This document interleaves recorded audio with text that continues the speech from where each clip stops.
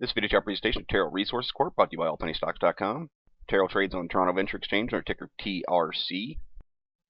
It's an interesting chart. It appears to have found a bottom back here in December, touched a nickel, went through a real quiet period, and then kicked back off trading, now trading a little bit more regularly. It's a thinly traded stock, certainly can make some real large moves in a day, but importantly, it's holding a solid bottom support and continually making higher lows. Moved back over top of the 50-day moving average to close at 7.5 cents yesterday. This chart's taking on the look of a classic bottom play that's trying to gain some momentum and put together an uptrend.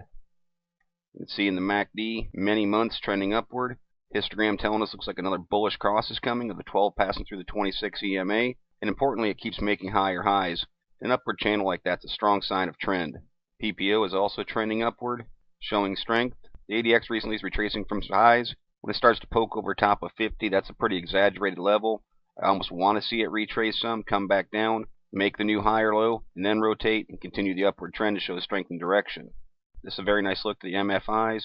See in the near term, trending upward, and all three components holding over top of 50, and even more importantly, pushing near 80, showing that there's good money flowing into this play.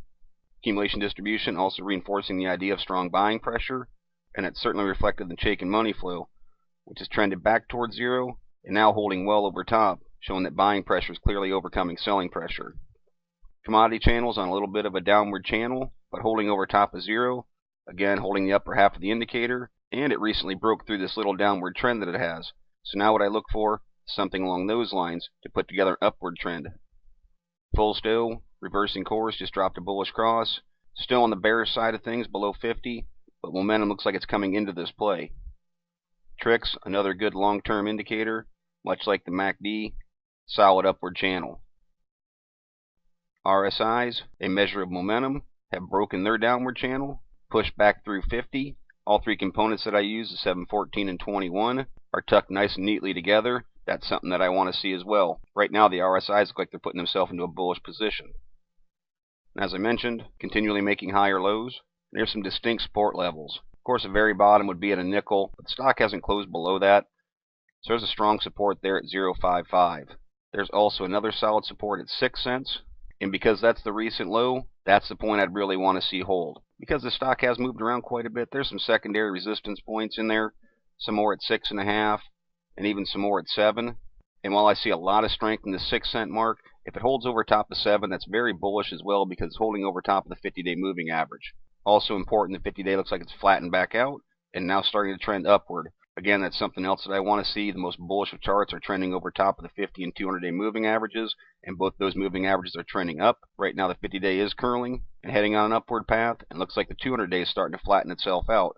So I'd really want to see this price per share push through that 200-day, and at that point, it's going to meet some more resistance right around 8.5 cents. Beyond that resistance point, I don't see much more until 10, which is a very large move, about 50% from where it is. But right now, I'd have my eyes focused on 8.5. I'd look for volume to pick up. See, this does have some no volume days, but it can also have some stronger days, and that's what I'd be looking for. I'd want to see this volume get back up over top of 100,000 shares. Ideally, get back up to 300,000, 500,000. Show some strong buying pressure to blow through that 8.5. And then even if it can't take out 10, if it wants to meet that resistance, come back down. If it can hold a high support level up around that 8.5 or over top of that 200-day moving average, it's a strong sign of strength in this chart, reinforcing the idea of coming off this bottom and going into a bullish trend. Just to look down the road a little bit more, if it did take out 10, I wouldn't see more resistance until around 12.5 cents. But again, we don't look for things like that. We look for incremental climbs and signs of strength. And right now, I'll be holding a strong support level, trying to make a new higher low and take out that resistance at 8.5. Those are the type of things that I'll be looking for in the TRC chart. But as always, this is merely my interpretation. I'm not a financial consultant and strongly encourage you to do your own proper due diligence. Consult with a qualified financial advisor before making any investment decisions. Past performance is not a guarantee of future results. Please visit the allpennystocks.com website to view the full disclaimer disclosure, and do not base any investment decisions on any material found on the website and/or video chart. No person employed by All Penny Stocks is a registered investment advisor or licensed broker-dealer. Thank you for watching, and trade smart.